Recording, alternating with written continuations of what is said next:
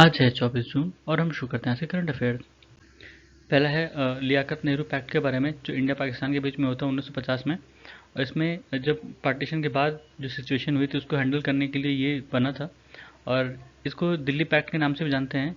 और इसका उद्देश्य था कि पार्टीशन के बाद जो लोग प्रभावित हुए थे, खासकर जिनकी प्रॉपर्टीज़ वहाँ रह गई दूसरे देशों, मतलब पाकिस्तान या इंडिया में जो मूव कर गए दूसरे देश में, और जो औरतें जिनको एबडक्ट किया गया था, जिनको किडनैप किया गया था, और जो प्रॉपर्टी लूटी गई थी उनको वापस करना, और जो उनको ज़बरदस्ती कन्वर्ट किया गया था उनको उसको अनरिकॉग्नाइज करना, और जो माइनॉरिटी के राइट्स थे उसको कंफर्म करना। और इसके लिए दोनों देशों में समझौता हुआ था कि दोनों देश में माइनॉरिटी कमीशन होगा, जो वहाँ के माइनॉरिटीज़ की राइट्स को इस्टेब्लिश करेगा, ठीक है, उसको इन्फोर्स करेगा, इन सारे प्रोविजंस को वहाँ पे इन्फोर्स करेगा। तो गवर्नमेंट ऑफ इंडिया और पाकिस्तान दोनों ही इन सब बातों पे एग्री हुए थे कि उनकी पूरी टेरिटरी में इक्वल सिटीजनशिप मिलेगी, इक्वल राइट्स मिलेंगे जो वहाँ के माइनॉरिटीज़ होंगे। फिर ये दो अलग अलग न्यूज़ थी। इसमें जो है पहला बायजूस के ऊपर था, उसमें बताया गया कि जो बायजूस है वो 2021 में करीब 4,500 करोड़ का घाटा उसको हुआ था, और इस कारण से वो अपना लोन नहीं रिपे कर पा रहा था, और उसके जो कुछ इंडिपेंडेंट डायरेक्टर्स हैं उन्होंने रिज़ाइन कर दिया, ठीक है। वो ऑल्दो वो अनकन्फर्म है अभी, लेकिन माना जा रहा है कि उन्होंने कर दिया। और एक और इसमें समस्या है कि जो इनके एम्प्लॉयज़ हैं उसमें बताया जा रहा है कि करीब 5,000 एम्प्लॉयज़ पर तलवार लटकी है कि उनको ले ऑफ किया जा सकता है, ठीक है। दूसरी न्यूज़ ओपन मार्केट सेल्स से था।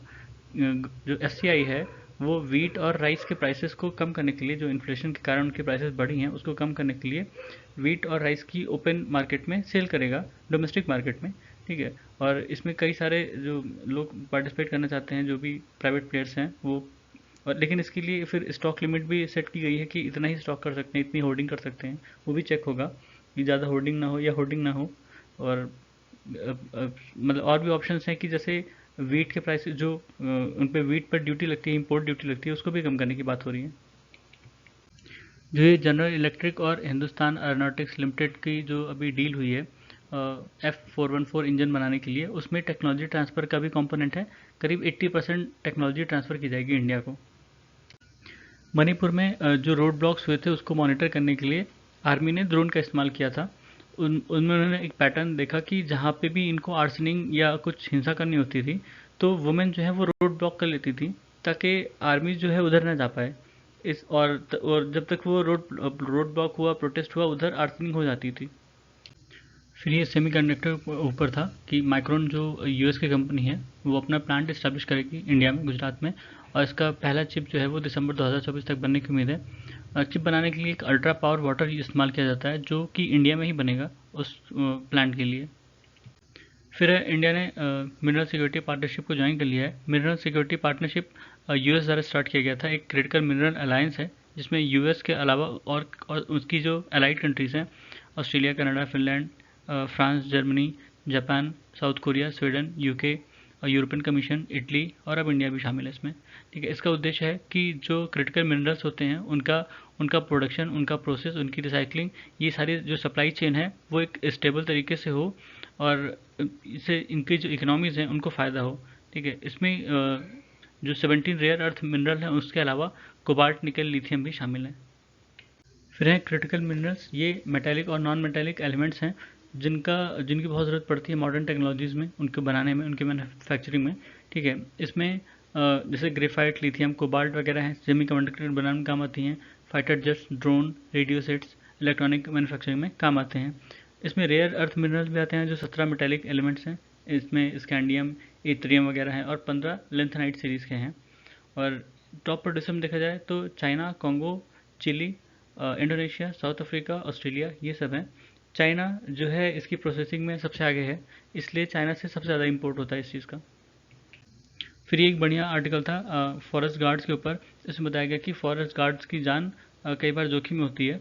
गन होने के बावजूद भी अपने आप को डिफेंड नहीं कर पाते, क्योंकि वो इल ट्रेंड होते हैं, उनको गन या तो चलानी नहीं आती है, उनकी गन जाम हो जाती है। पोचर्स ने कई बार इनको मारा है, और कई बार तो वाइल्ड एनिमल्स ने इनको मारा है। फिर अबोहर वाइल्ड लाइफ सेंचुरी, ये पंजाब में है, और ये प्राइवेट या कम्युनिटी ओन्ड लैंड पर बना हुआ था। इसकी विशेषता ये है कि ये बिश्नोई विलेज माना जाता है जहाँ पर ये बना है। ब्लैक बक एंटीलोप हैं, इंडिया में पाए जाते हैं, जो ग्रासलैंड या ड्राई डेसिडुअस फॉरेस्ट में होते हैं। और IUCN की रेड लिस्ट में इनको लीस्ट कंसर्न कैटेगरी में रखा गया है। इंडिया में वाइल्ड लाइफ प्रोटेक्शन एक्ट 1972 के तहत इनको शेड्यूल 1 में और साइट्स के अपेंडिक्स 3 में रखा गया है। फिर है जोहा राइस, ये इंडिजिनस राइस है, असम में उगाया जाता है, खारिफ सीजन में उगाते हैं और ये अपने एरोमेटिक कैरेक्टर के लिए जाना जाता है। इसकी अरोमा और इसका जो ग्रेन कैरेक्टरिस्टिक है वो काफ़ी फेमस है।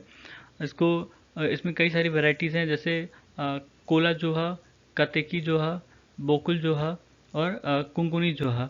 इसको GI टैग भी मिला हुआ है। इंडिया के एस्ट्रोनॉट्स जिनको गगनयान के लिए अभी प्रिपेयर किया जा रहा था, हो सकता है उन्हें अब जब इंडिया का मतलब इसरो का और नासा का एग्रीमेंट हो गया, उसके तहत इनको ISS भेजा जाए गगनयान मिशन के पहले ही। ISS मतलब इंटरनेशनल स्पेस स्टेशन, ठीक है, फॉर एक्सपीरियंस या उनके ट्रेनिंग पर्पज़ के लिए। नासा के एक सैटेलाइट ने अपने आउटर स्पेस में कार्बन डाइऑक्साइड का ऑरोरा देखा है।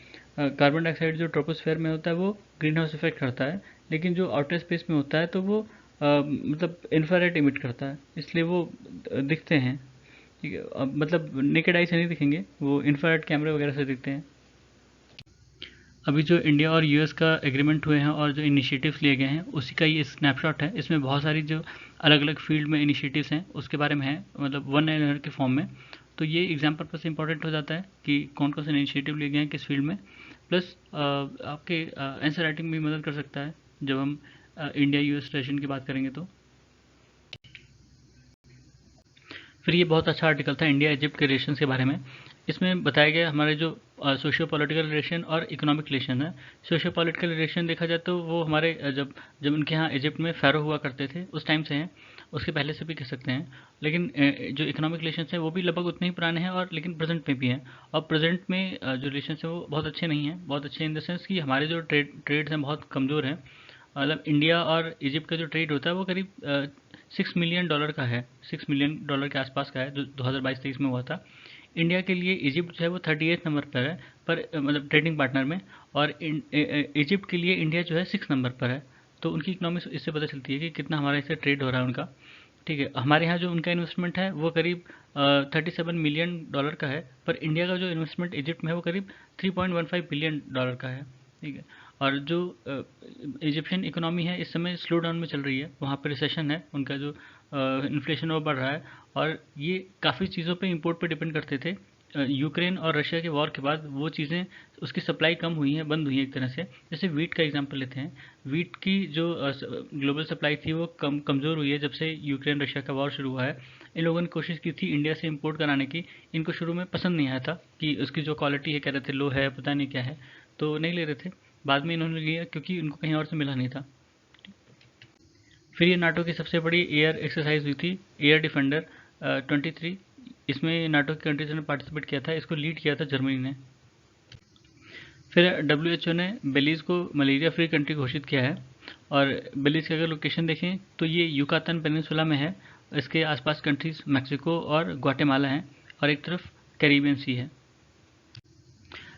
PM मोदी इजिप्ट गए और वहाँ पर जो उनकी हेलीपोलिस वॉर सेमेट्री है वहाँ पे गए।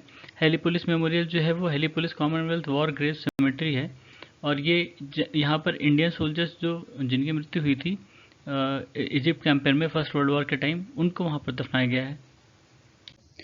पोर्ट सुएज जो है वो सुएज बे में पड़ता है, सुएज बे रेड सी में पड़ता है, ठीक है। ये जो सुएज कैनाल है उसका हिस्सा है, और पोर्ट सुएज जो है वो उसका साउदर्न टर्मिनस है सुएज कैनाल का। नॉर्दर्न टर्मिनस जो है वो पोर्ट सैयद है। पोर्ट सैयद से फिर नीचे आते हैं लेक टिम्सा, फिर ग्रेट बिटर लेक, फिर लिटिल बिटर लेक, और उसके नीचे सुएज पोर्ट। फिर ये राजस्थान गवर्नमेंट की इनिशिएटिव था डी नोटिफाइड ट्राइब के लिए। डी नोटिफाइड ट्राइब्स वो ट्राइब्स थी जिनको अंग्रेज़ों ने क्रिमिनल ट्राइब एक्ट के तहत उनको क्रिमिनल ट्राइब घोषित किया था।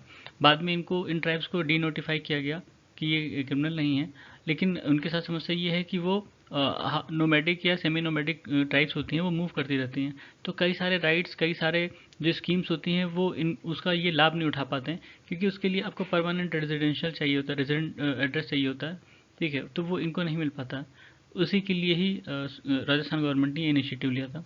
तो ये था आज का हमारा करंट अफेयर्स। सुनने के लिए धन्यवाद।